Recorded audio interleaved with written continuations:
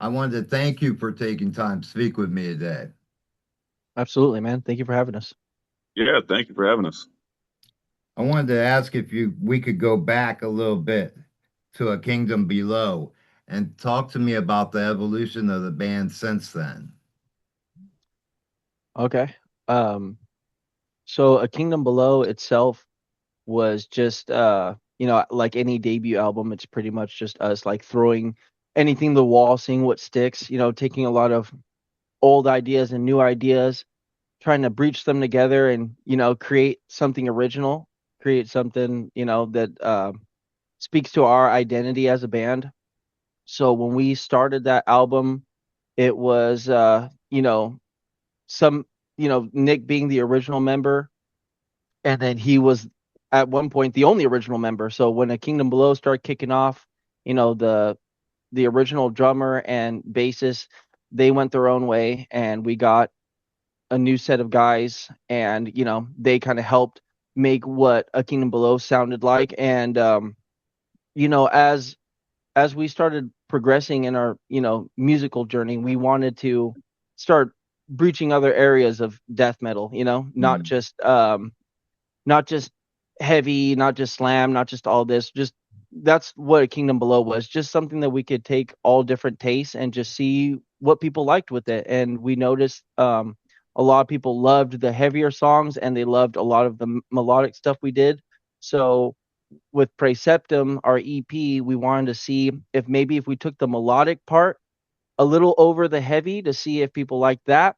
And people, it was really it was received very well, but we could tell that a lot of people really dug the heaviness of a Kingdom Below, just the raw, straight, unfiltered death metal version of us. And so Antigenesis was just basically all the things that we felt like we did well in a Kingdom Mhm. Below, and just put that under a microscope, and then just you know just just really focused hardline on those aspects of our music. So we got um we got Casey Brand from Ritual Aura Odious Construct to drum on this one, just because we did want our music to take a new technical level. And then we had our friend Derek Santistevan from Eternal Bloom, Last of Lucy, Reminiscence.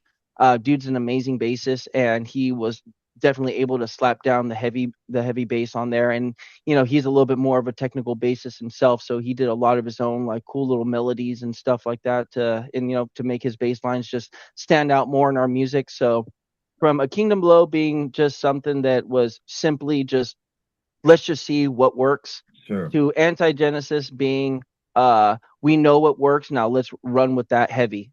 So that's definitely where we're at now. And at what point did you begin working on this album? So this album was I started working on this album about almost 2.5 years ago, because at the time that we were trying to get all this music written. My cat. At the time that we were trying to get all this music written, we started having a falling out with our bassist and drummer at the time, and they wanted to go a different musical direction than we did, which is totally fine. That's music biz, Mm. and yeah, it just kind of held us back a lot. Like having two guys not being able to financially contribute and all that stuff made it a little hard for us to be able to get this album kicked off the ground and stuff. Sure. But behind the scenes for the past 2 years, we've been trying to find musicians that could really make this album what it was. We brought Nick back. Nick was gone for about a year or so, joining Arconic, doing some death thrash over there. And once our vocalist that replaced Nick back then decided to take leave, we said, dude, why don't you just come back? Why don't you just come back home, Sure. and let's just bring that original sound back. Anti-Genesis being AKB 2.0, it wouldn't be that without you. So he came back. Like I said, we hired Casey and Derek, and we just we just were able to take off. We were able to get the recording done by Paul from Get Right Records, Get Right Recording, excuse me, and we were able to do this kind of like payment plan with him to be able to get singles done and get songs done. As we tracked here from my house. So yeah, 2.5 years or so it took us to be able to get everything laid down, get everything mixed and mastered. A lot of, trial and error type things, but Sure. here we are. We managed to get it off. And the time was well spent because this is a kick-ass album from top to bottom. Hell Thank yeah, you. man. Thank Thank you. you. Appreciate that. I wanted to ask you if you could speak on one of the songs that really hit me well, which was Event Horizon. I wanted to ask you how that song came to be. That's actually really funny that was the song you like because that song I technically wrote it for another project that I was asked to be in, like I want to say almost 10 years ago. So that song's Wow. like really old, and so like we were just, I like to recycle riffs and recycle like things, from the past and see if they can fit anywhere with what we got going on. Because Sure. I used to write a lot of my own stuff and my own project, and I was asked to be a part of a project with a friend of mine called Infected Mass, and Event Horizon was one of the songs that I wrote to try to kick off that band. But like a lot of projects, people get caught up in life and they end up doing other things and going other places. And Infected Mass never really took off as a project. So I was showing Nick and a lot of the guys, hey, I got all this music that really doesn't have a name to it. Mhm. And I know Nick really liked that one. He really thought that would be would be a song that stood out on the album. And to be honest, I didn't like it. I didn't really like it at all. To be honest, I thought it was like I thought it was a little too simplistic. And I'm very critical of my writing, especially my old writing. So I felt like maybe I grew past that style that was like a representation of my old way. But the guys really liked it. And you know what? The reason why I joined this band was because I am overly critical of myself. And Sure. when I have bandmates that have my back and that support me and the music I write and say, dude, that shit's good. Just put it on there, and see what happens. I said, all right, let's do it. And so, other than you, a lot of people have said that's one of their favorite songs on the album, and it's Yeah. like, all right, cool. Like, I Yeah, particularly thought it was not that great of a song, but hey, if other people are digging it and that's the song that really stands out, then it only means that everything else is just as good, if not better. So sure. in my eyes, so I'm happy with it. I see Oh it yeah. really cooking live. I mean, that song is such a driver. I think it'd Oh be yeah. great live.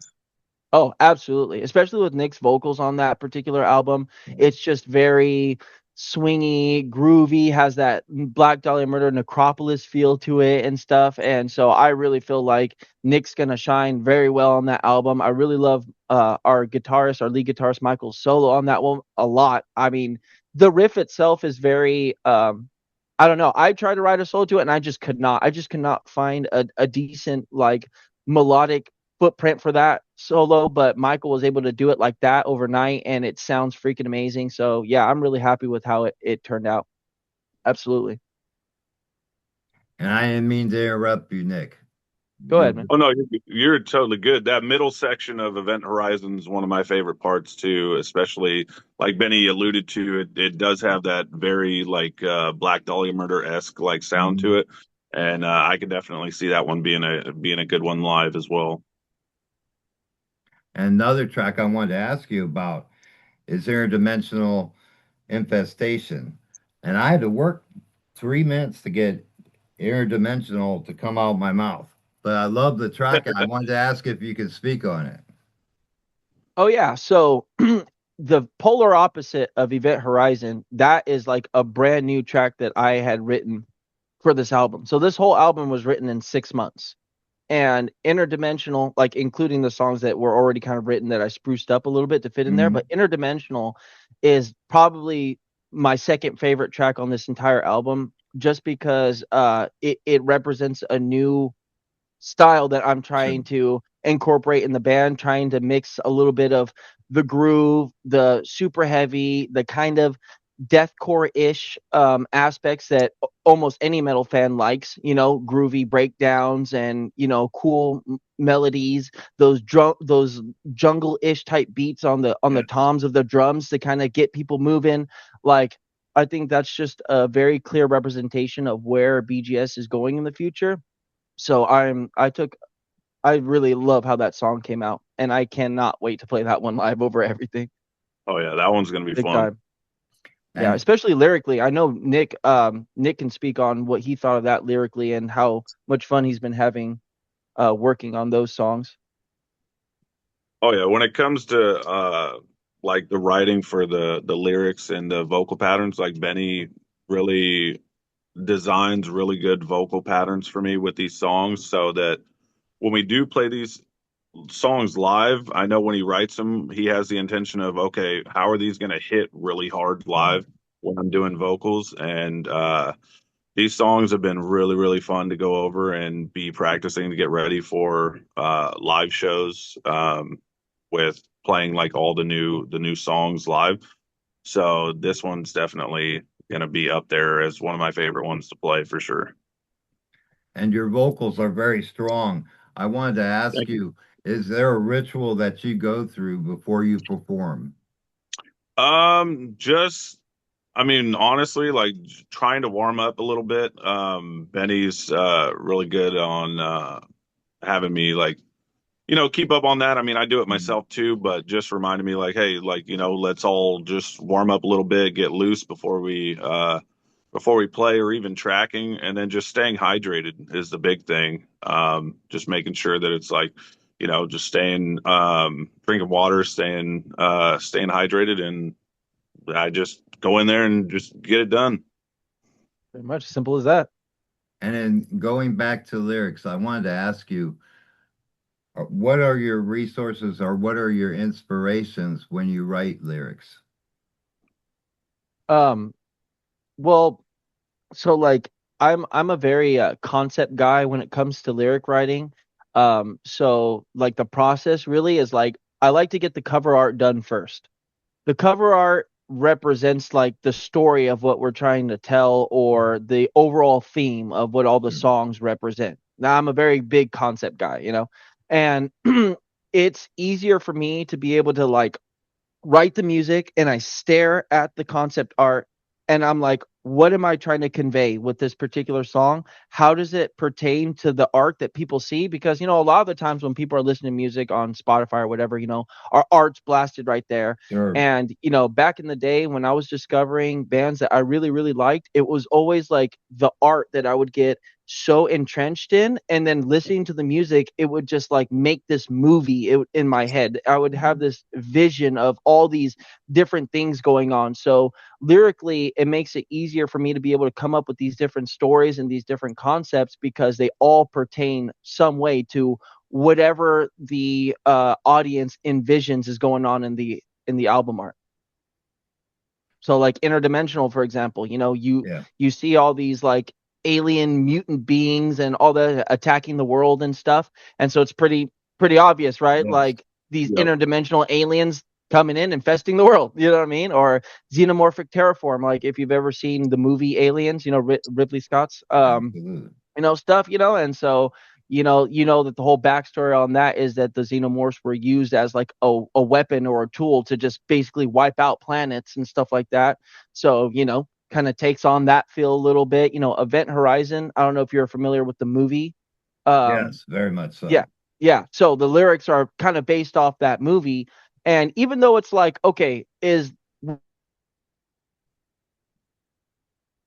I lost you, my friend. what's Uh-oh. happening in the There you lyrics go. exactly what you see on the contains to, oh, sorry.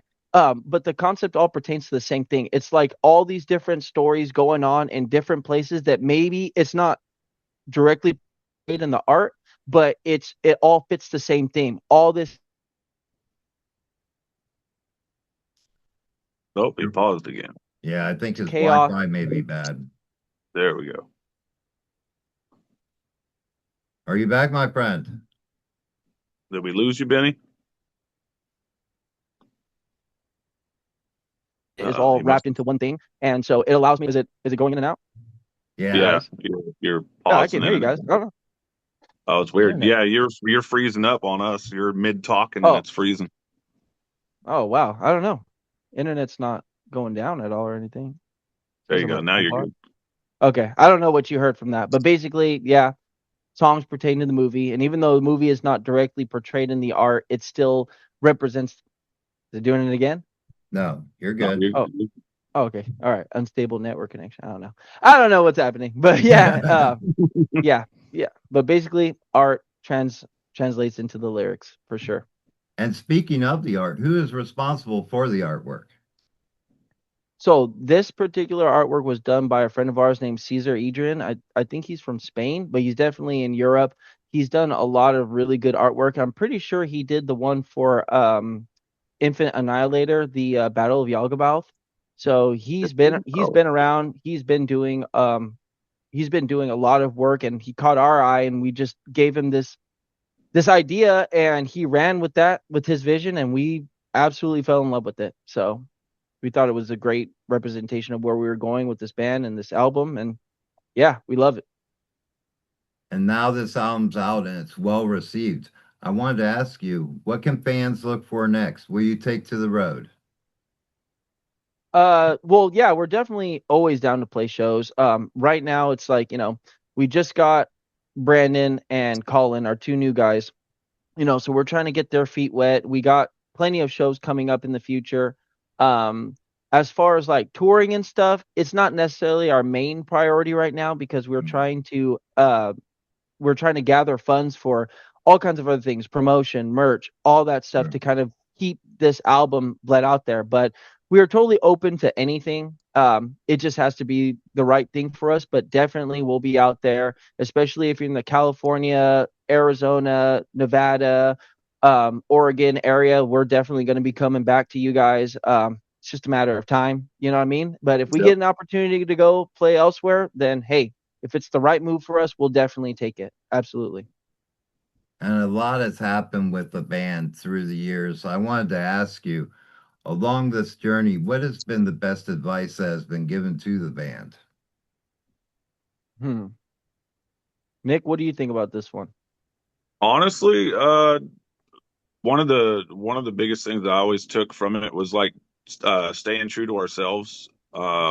First and foremost, the whole thing that this band's been built on is, the music. It's 100% about the music. And the thing that I am very grateful for with this band is that everybody that's in here now is very, even though we just got Brandon and Colin in the band, what, probably like a couple months now, maybe 4 or 5 months now. Everybody's become like real close. The camaraderie is really good and everything, and everybody has the same mindset. Everybody wants the same thing. Everybody's driven and very about the band, and that's been like a big thing. Like there's no ego, there's no drama or anything like that, and that's one thing that I've definitely kept with me with over the years with this band is just, hey, stay true to what we're doing, and everything will happen for like everything happens for a reason. I mean, I was out of the band for 2 years and came back. I didn't know if I'd ever be back in this band. Like it's a band that I started back in 2014, and it's been great being back with everybody and just yeah, that for me personally, that's something I've definitely kept with me. And being in the band for that amount of time, what is your if you was in a group of other bands and you were sharing road stories, what would be your favorite road story?